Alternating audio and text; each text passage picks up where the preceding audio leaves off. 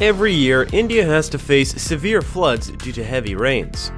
These are destroying the property and carrying away garbage from villages and towns, which results in water pollution and deadly diseases.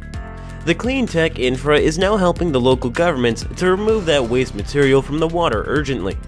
Its gates on either side help to trap the material on the conveyor. Its storage tank is 20 cubic meters. With this vessel, 15 to 20 load shifts can be done in one day.